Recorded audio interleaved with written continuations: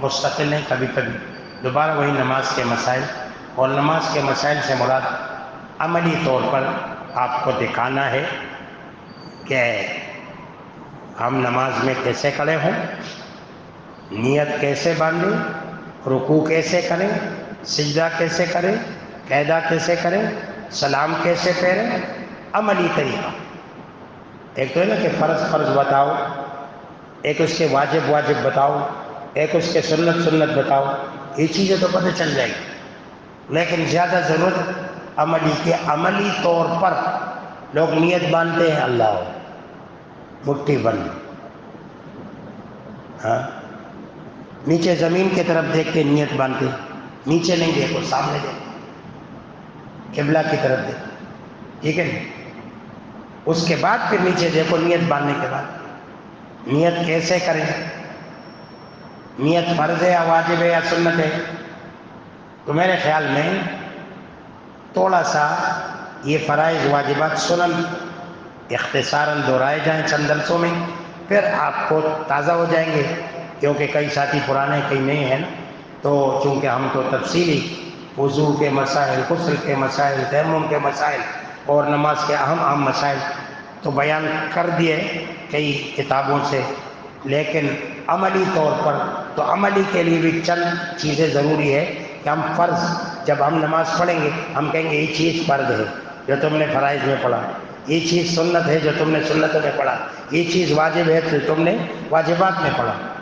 میں ابھی ساتھیوں کے ساتھ حج پہ گیا تو مجھے ساتھیوں نے کہا کہ بھائی بیان کرنا حج کے مسائل، میں نے کہا میں تو بسم اللہ سے شروع کروں گا، اور جیسے بچوں کو ہم الف با تا سا سکھاتے ہیں ویسے کروں گا۔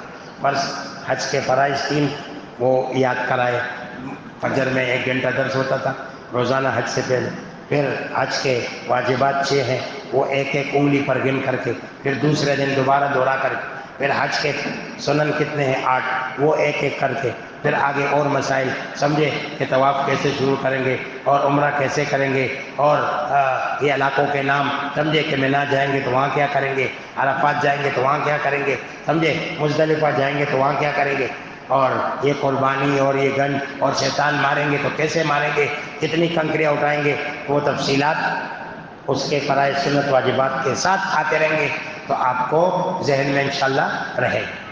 باقی میں تمہارے ساتھ ہوں، جب بھی پوچھو تو میں بھی حج کے لیے آیا، تم بھی حج کے لیے آئے ہو تو میرا فون بھی لے لو، یہ سعودیہ کا فون ہے، یہ پاکستان کا فون ہے، جو آپ کو مسئلے کی ضرورت ہم حاضر، ٹھیک ہے نہیں؟ ماشاءاللہ بہت ساتھی خوش ہو گئے، ایک حرف سکھا، ایک فرض واجب کر کے، ایک واجب، ایک سنت۔ تو آئیے تھوڑا نماز کی طرف آتے ہیں۔ نماز تو ایمان کے بعد سب سے افضل ترین عبادت، سب سے اعلیٰ ترین عبادت۔ اب نماز کے فضائل میں نہیں سنا رہا کیونکہ سارا وقت ادھر جائے گا نا، تو آپ کتابوں میں دیکھ سکتے ہیں، اور میرے پاس ایک کتاب نہیں 10 کتابیں، میں ایک کتاب نہیں رکھتا، اس عالم نے کیا لکھا ہے، اس عالم نے کیا لکھا، اس شیخ الحدیث صاحب نے کیا لکھا، اس مفتی نے کیا لکھا، اس عربی کی کتاب میں کیا ہے، اس اردو کی کتاب میں کیا ہے، اس پشتو کی کتاب میں کیا ہے، کوئی نقطے سمجھے کہ نہیں، کیا بیان کیے، کیسے بیان کیے، پرانے مسائل یا کوئی نئے مسائل ہے، نیا جزیہ ہے یا پرانا جزیہ ہے، سمجھے؟ کیونکہ سارے اکٹھے ایک جگہ ہوتے نہیں، تو ہم خود بھی سیکھیں کیونکہ ہم بھی طالب علم ہیں، اور آپ بھی سیکھیں کیونکہ آپ نے بھی نماز پڑھ لی ہے، تو کئیوں کو یاد ہوں گے، کئیوں کو یاد نہیں ہوں گے، تو وہ دوبارہ کیا ہو جائیں گے، تازہ ہو جائیں گے۔ تو سب سے پہلے نماز کے فرائض کی طرف آتے ہیں۔ فرائض میں 2 قسمیں ہیں، ایک شرائط نماز، شرط وہ باہر ہوتا ہے کسی چیز سے، اور ایک ہے ارکان نماز، رکن اس چیز میں داخل ہوتا ہے۔ جیسے کپڑا ہے، یہ ہمارے بدن کے لیے شرط ہے کیونکہ بدن سے باہر ہے، اور یہ ہاتھ یہ ہمارا بدن کا حصہ ہے تو رکن ہے، یہ پاؤں ہمارا رکن ہے، سمجھے کہ نہیں؟ یہ اعضاء جتنے بھی ہے ہمارے بدن کے رکن ہیں کیونکہ اس کے اندر داخل ہے، اور کوئی چیز خارج ہے تو اس کو شرط کہتے ہیں، کوئی چیز داخل ہے تو اس کو رکن کہتے ہیں۔ تو نماز کے فرائض یعنی فرض میں شرائط 7 ہے جو نماز کے باہر ہے، اور نماز کے ارکان 6 ہے، تو یہ 6 اور 7 ملا کے کل 13 ہے۔ کل کتنے ہیں؟ بغیر شرط کے بھی نماز نہیں ہوگی اور بغیر رکن کے بھی نماز نہیں ہوگی۔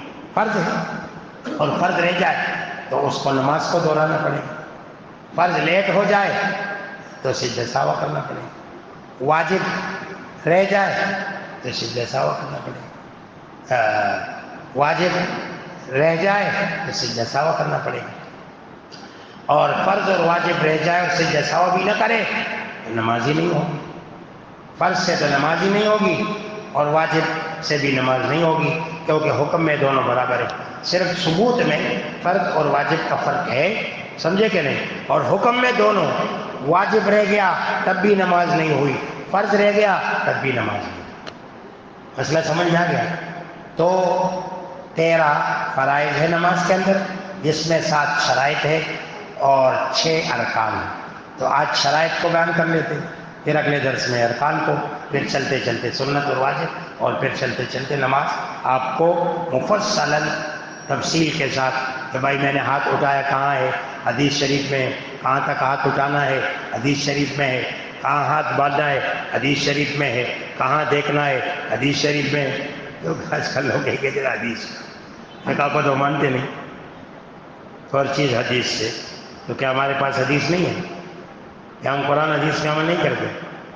قرآن حدیث کا خلاصہ اور نچوڑ تو فقہ ہے، تمہاری نماز شروع ہوتی ہے تو سب سے پہلے فقہ سے شروع ہوتی، نہیں ہوتی تو تم قیامت تک ثابت نہیں کر سکتے، بتاؤ کس حدیث میں ہے کہ امام زور سے پڑھے اور مقتدی آہستہ پڑھے؟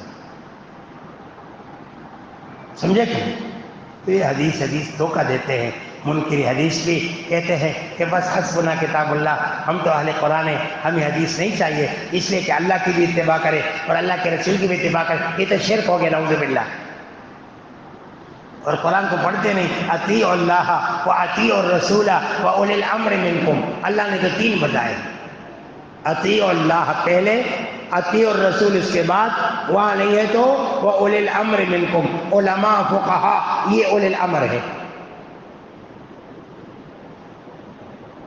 جیسے حضرت معاذ رضی اللہ عنہ کو اللہ کے رسول نے یمن کا گورنر بنا کر بھیجا، فرمایا اے معاذ کس سے فیصلہ؟ کہ قرآن سے، اگر قرآن میں مسئلہ نہیں تو حدیث سے، حدیث سے مسئلہ نہیں، نئے نئے مسائل پیش آتے ہیں، اجتہد برائی، کہتے میں اجتہاد کروں گا، میں کیا کروں گا؟ اجتہد برائی، تو اللہ کے رسول نے اس کی تصدیق کر دی، اللہ کا شکریہ ادا کیا کہ اللہ کے رسول کا رسول، سمجھے کہ نہیں، اس نے حق اور سچ بات کہی، تو یہ جو قرآن حدیث کرتے ہیں نا، یہی چور ہوتے ہیں، فقہ کے منکر ہوتے ہیں، اور بغیر فقہ کے چل نہیں سکتے، ہر چیز قرآن میں، ہر چیز حدیث میں نہیں ہے، تو چرس اور بنگ حرام ہے، کہاں ہے قرآن حدیث؟ دادی اور نانی کے ساتھ نکاح نہیں کرنا ہے، کہاں ہے قرآن حدیث میں؟ وہاں تو ماں کا ذکر آیا ہے، دادی کا ذکر نہیں آیا، نانی کا ذکر نہیں آیا، تو لگو نانی سے بھی شادی کرو، دادی سے بھی شادی کرو، نعوذ باللہ من ذالک، کتنے مسائل آپ کو بتا دوں، سمجھے کہ نہیں؟ لاسوار کا ذکر نہیں آیا تو لاسوار کھاتے رہو، اگرچہ حرام نہیں مکروہ ہے، سگریٹ کا ذکر نہیں ہے، سگریٹ پیتے رہو، نہ قرآن میں نہ حدیث میں، چرس بنگ حرام ہے، نہ قرآن میں نہ حدیث میں، بھینس کا گوشت کھاتے رہو، نہ قرآن میں نہ حدیث میں، کیوں کھاتے ہو بھینس کا گوشت؟ کیوں دودھ پیتے ہو؟ کیوں مکھن کھاتے ہو؟ کیوں دہی کھاتے ہو؟ یہ سب اسی سے بنتا ہے، سمجھے؟ تو یہ چیزیں ہیں، اللہ تبارک و تعالیٰ سب کے دلوں میں ڈال لے، سب کے ذہنوں میں ڈال لے، یہ فقہا جو قرآن و سنت سے یہ مسائل نکالے ہمارے نکالے ہیں، تاکہ ہم قرآن و سنت نہیں سمجھتے، قرآن و سنت پر عمل کیسے کریں گے؟ وہ عربی ہے، ہم عربی نہیں ہیں، ہم قرآن نہیں جانتے، ہم حدیث نہیں جانتے، تو ان فقہا نے، ان مجتہدین نے، اللہ ان کے قبروں پر، ان کے ارواح پر لاکھوں کروڑوں برکتیں، رحمتیں نازل فرما دے، جنہوں نے ہمارے لیے قرآن آسان کیا، جنہوں نے ہمارے لیے حدیث آسان کیا، جنہوں نے ہمارے لیے نماز پڑھنا آسان کیا، جنہوں نے ہمارے لیے دین پر عمل کرنا آسان کر دیا، ٹھیک ہے؟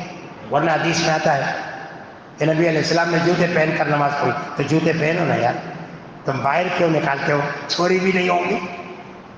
اللہ کے رسول نے بچی کو اٹھایا نماز پڑھایا، تو حدیث میں تو ہے بچی کو اٹھا کے نماز پڑھو، نہیں ہے تو کہیں سے بچی کو بلا کے اس کے اوپر بٹھا دو کہ بھائی یہ تمہاری نماز تو حدیث کے خلاف ہے۔ کچھ تو سوچو، کچھ تو عقل کرو، سمجھے کہ نہیں؟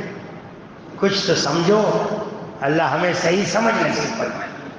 تو میں عرض کر رہا تھا شرائط نماز 7 ہے۔ نمبر 1 ترتیب کر دے، جگہ کا پاک ہونا۔ نمبر 2 کپڑوں کا پاک ہونا، اور نمبر 3 بدن کا پاک ہونا۔ یہ 3 پاکی کے ساتھ، بدن ناپاک ہے وضو کی ضرورت ہے، نماز نہیں ہوگی۔ غسل فرض واجب ہو گیا ہے، نماز نہیں ہوگی۔ کپڑا ناپاک ہے، نماز نہیں ہوگی۔ جگہ ناپاک ہے، نماز نہیں ہوگی۔ 3 آ گئی نا، اور قرآن میں اس کا ذکر ہے، حدیث میں ذکر ہے۔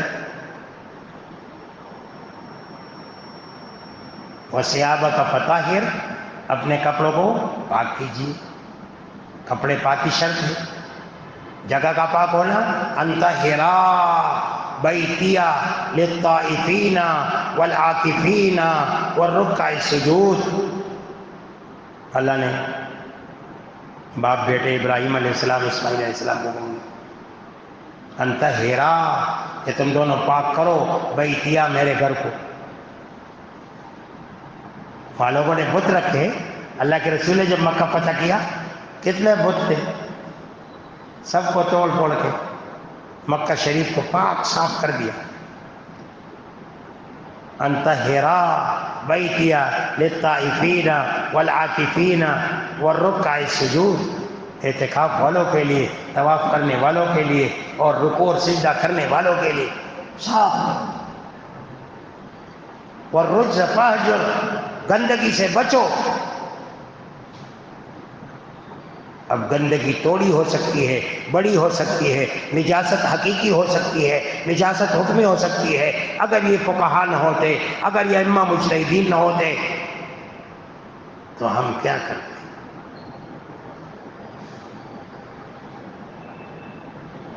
پھر آپ کہیں گے صحابہ نے کیا کیا؟ صحابہ تو نبی علیہ السلام تھے نا، صحابہ سے بھی ایسے کوئی کام ہو جاتا تو اللہ کے رسول سناتے نہیں؟ انما شفاء العی السؤال، جہالت جو بیماری ہے، اس بیماری کی شفا کس میں ہے؟ سوال میں ہے، پوچھنے میں ہے۔ فاسألوا اہل الذکر ان کنتم لا تعلمون، اہل ذکر اہل علم سے مسئلہ پوچھو اگر تم نہیں جانتے ہو۔ یہ کون ہے؟ یہی فقہا ہے، یہی ائمہ مجتہدین ہے، جنہوں نے اس دین کو مدون کیا،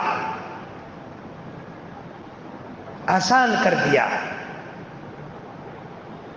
اب جگہ کا پاک ہونا، اور جگہ کے پاکی کے بارے میں حدیث میں آتا ہے زکوٰۃ الارض یبسہا، زمین کی پاکی کیا ہے؟ اس کا خشک ہونا ہے۔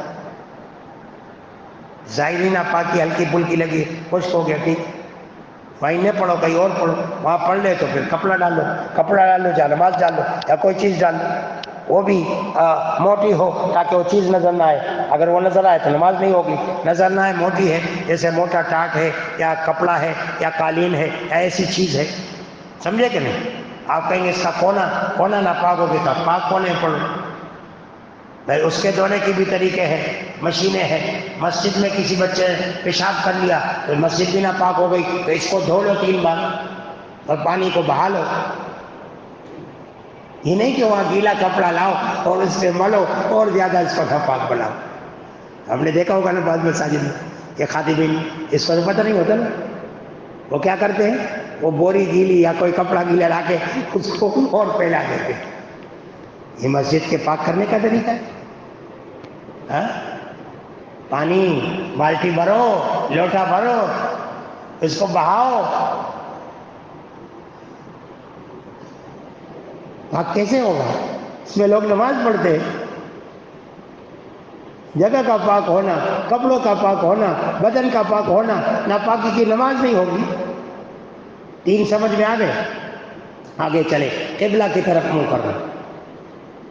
وَحَيْثُ مَا كُنْتُمْ فَوَلُّوا وُجُوهَكُمْ شَطْرَهُ، بیت اللہ شریف کس طرف ہے؟ وہ گھڑیاں لاتے ہیں اور اس سے قبلہ معلوم کرتے ہیں، سمجھے؟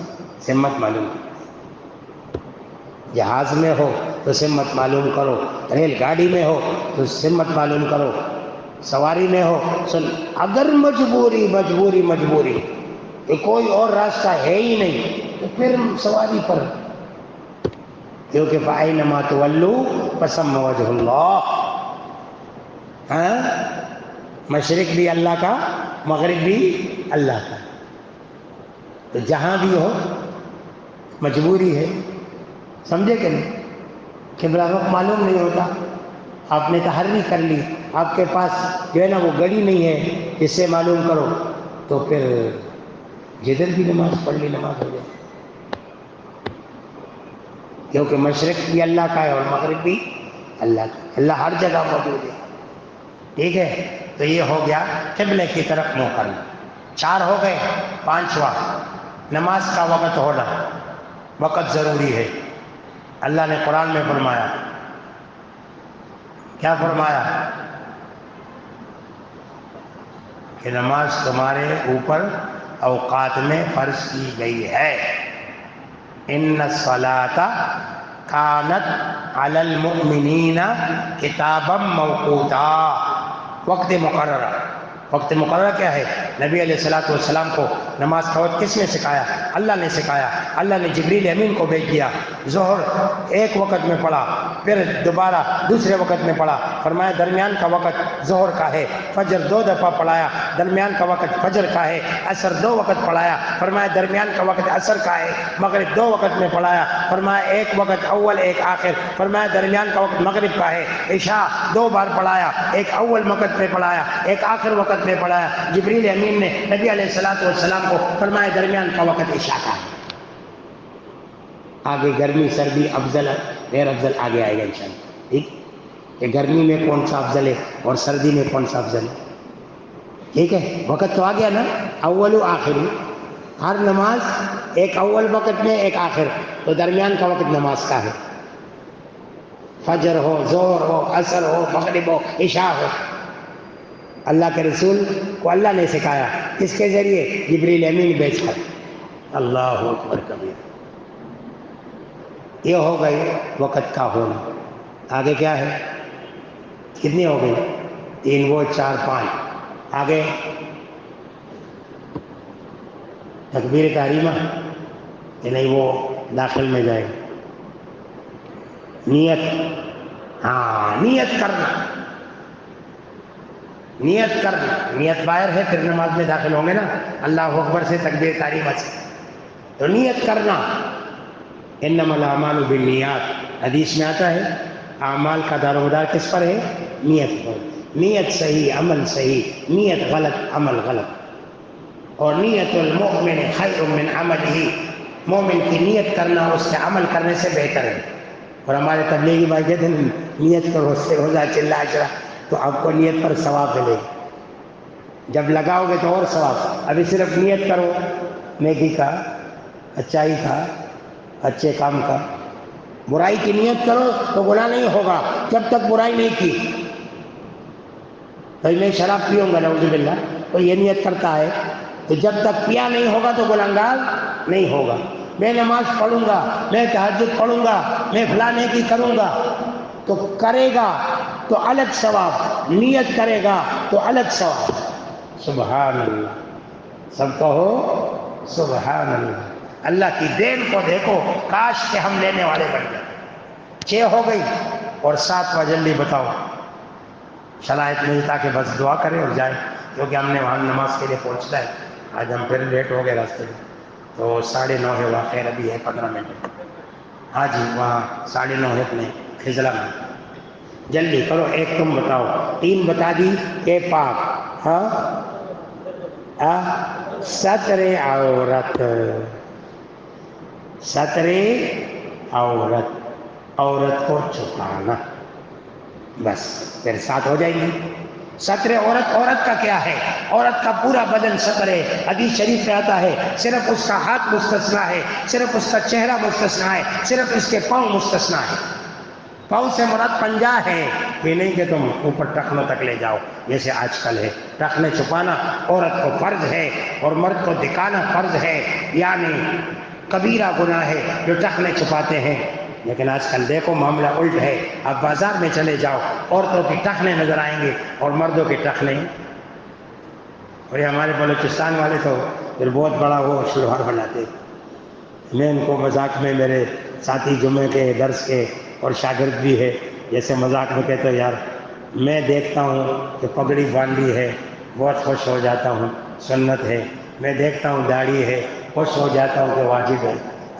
میں ہاتھ میں دیکھتا ہوں کہ تسبیح ہے تو بڑا خوش ہو جاتا ہوں کہ ہمارے بلوچستان بھائی جو بھی ہے ہاتھ میں تسبیح ہے ماشاءاللہ، تو خوش ہو جاتا ہوں. لیکن جب دیکھتا ہوں نیچے پاؤں کے، ایک زرداری سب پہ باری، ایک زرداری سب پہ باری کہتے ہیں، ہاں وہ کبیرہ گناہ ہے. ٹخنے چھپانا مردوں کو کبیرہ گناہ ہے اور عورتوں کو ظاہر کرنا کبیرہ گناہ ہے. پھر نماز ہو یا غیر نماز، یہاں مردوں کو نماز میں حرام ہے ٹخنے چھپانا، کبیرہ گناہ. فرض کے مقابلے میں آتا ہے نا حرام اور فرض، سمجھے؟ جیسے قطعی سے ثابت ہو ایک چیز. اور ہمارے شیخ استاد العلماء استاد المجاہدین حضرت مولانا مفتی نظام الدین شامزئی شہید رحمۃ اللہ علیہ نے فرمایا، ہمیں ترمذی شریف پڑھاتے ہوئے فرمایا کہ ملنگو سنو، جس چیز پر آخرت کی سزا کا وعید آ جائے وہ کبیرہ گناہ ہوتا ہے، وہ کبیرہ گناہ ہوتا ہے. کیا مطلب؟ وہ بڑا گناہ ہے. کبیرہ گناہ بغیر توبہ کے معاف نہیں ہوتا. تو اس پر اللہ کے رسول نے بخاری شریف کی روایت ہے، ما اسفل من الکعبین من الازار ففی النار. ما اسفل شلوار ہے ٹخنوں سے نیچے، قمیض ہے جو بعض عرب یا بعض ہمارے عربی بننے کے چکر میں بڑے بڑے نیچے تک، ما اسفل من الکعبین، اگر کعبین سے نیچے ہے، چاہے دھوتی ہے، چاہے شلوار ہے، چاہے قمیص ہے، کوئی بھی چیز ٹخنوں سے نیچے ہے تو یہ پاؤں جہنم کے آگ میں ہے. تو پاؤں کاٹ کے اللہ جہنم میں نہیں ڈالیں گے بلکہ پورے آدمی کو ڈالیں گے، پورے آدمی کو جہنم میں ڈالیں گے. پاؤں کو کاٹ کے نہیں ڈالیں گے. پاؤں نے گناہ کیا، ٹخنے پاؤں میں ہے، ٹخنے چھپے مرد کے کبیرہ گناہ ہے. تو ستر عورت کا نماز میں 3 چیزیں ہیں. نماز کے بغیر سر کے بالوں سے لے کر پاؤں کے ناخنوں تک کوئی چیز نظر نہ آئے. یہ صرف نماز کی استثناء ہے. تو ہمارے حضرات ہے نا چہرہ کھول کر کے بازار میں، ہاتھ کھول کر کے بازار میں، یہ باقی تو ہے نا کپڑا بھی ہے، شلوار بھی ہے، قمیص بھی ہے، جوتے بھی پہنے ہیں، کیا نظر آتا ہے؟ صرف چہرہ. تو سارا کام تو چہرے سے ہوتا ہے، سارا کام چہرے سے. اور پھر آپ کے شہر والے تو بہت زیادہ ماہر ہے شیشہ لگا. میں دیہات سے آیا تھا، یا اللہ شیشہ سامنے اپنے سامنے ہوتا ہے جو اپنی کو نظر آتا، شیشہ دروازے پر، وہ بھی اتنا اوپر، یہ ادھر بیٹھا ہے شیشہ ادھر ہے، یہ بیٹھ کے اس کو، یہ کس کو دیکھتا ہے؟ کہ اسی کو دیکھتا ہے جو حرام ہے، کہ ادھر سے آ رہی ہے تو شیشہ میں دیکھ رہے کون آ رہی ہے، اللہ کی بندی، اللہ کی مخلوق. اور جب جا رہے سامنے تو سامنے ہی ہے. ایک نظر ڈالنا معاف ہے. وَقُلْ لِلْمُؤْمِنِينَ يَغُضُّوا مِنْ أَبْصَارِهِمْ، اللہ نے حکم دیا کہ ایمان والے مردوں کو حکم دو کہ وہ اپنی نظریں نیچے کریں. وَقُلْ لِلْمُؤْمِنَاتِ، اے نبی آپ ایمان والی عورتوں سے کہہ دو يَغْضُضْنَ مِنْ أَبْصَارِهِنَّ کہ اپنی آنکھیں نیچے کریں. تو جیسے عورت کو دیکھنا حرام ہے، ایسے عورت کو غیر محرم کو دیکھنا حرام ہے. اور اس کی دلیل کیا ہے؟ حدیث شریف میں ہے کہ اللہ کے رسول کے پاس 2 ازواج مطہرات بیٹی تھی، کہ عبداللہ ابن ام مکتوم جو نابینا صحابی تھے وہ آئے، اللہ کے رسول نے فرمایا ان کو کہ جاؤ. ان دونوں نے کہا کہ اللہ کے رسول وہ نابینا ہے. وہ کیا ہے؟ نابینا ہے، وہ تو ہمیں نہیں دیکھ رہا ہے. تو اللہ کے رسول نے فرمایا انتما عمیاوانی، کیا تم بھی اندھی ہو؟ تم ان کو نہیں دیکھ رہی ہو؟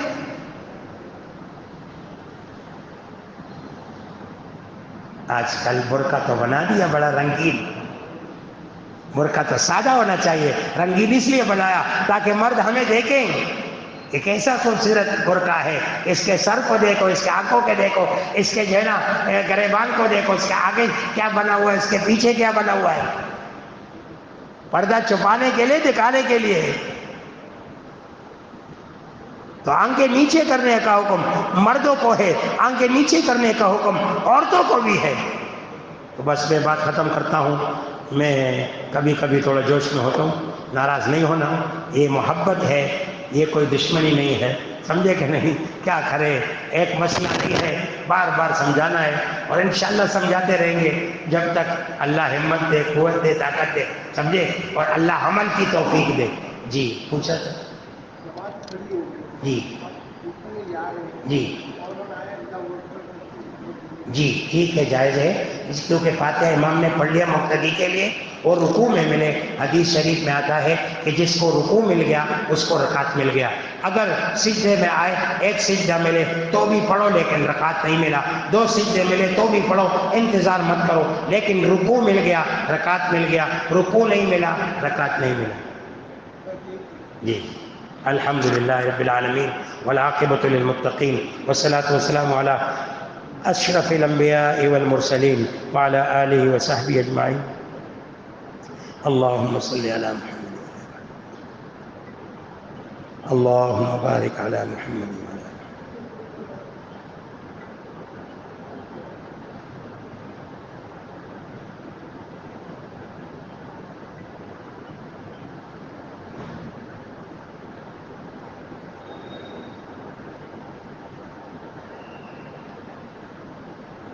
وصلی اللہ تعالی علی خیر خلقہ محمد وآلہ وصحبہ اجمعین.